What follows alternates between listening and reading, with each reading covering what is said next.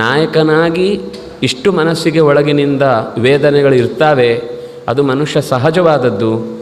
ಒಬ್ಬ ದುಃಖಕ್ಕೆ ಇಳಿದ ಅಂದ ತಕ್ಷಣ ಅವನು ವ್ಯರ್ಥ ಅಥವಾ ಅನುಪಯುಕ್ತ ಅಂತನೂ ಅರ್ಥ ಅಲ್ಲ. ಮನುಷ್ಯನ ಮನಸ್ಸು ಹಾಗೆ ಜಾರುತ್ತೆ. ಆದರೆ ಒಂದೇನು ಅಂದರೆ, ಜಾರಿ ಎಳೆದಷ್ಟು ಅದು ಇನ್ನಷ್ಟು ಹೆಚ್ಚು ಹೆಚ್ಚು ಗಟ್ಟಿತನವನ್ನು ಹೊಂದುತ್ತೆ ಅನ್ನೋದನ್ನು ಹೇಳಲಿಕ್ಕೋಸ್ಕರ ಈ ಮಾತುಗಳು ಇಲ್ಲಿ ಬರ್ತಾ ಹೋಗ್ತವೆ. ಹೀಗೆ ಅಪರೂಪದ ಈ ಎಲ್ಲ ಅಂಶಗಳನ್ನು ಸೇರಿಸಿಕೊಳ್ತಾ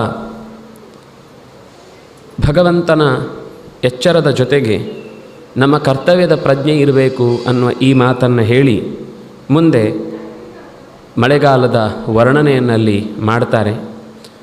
ಮಳೆಗಾಲದ ವರ್ಣನೆ ಮಾಡುವಾಗ ಅನೇಕ ಅಪರೂಪದ ಸಂಗತಿಗಳೆಲ್ಲ ಅಲ್ಲಿ ಬಂದವು. ಒಂದು ಲೋಕದ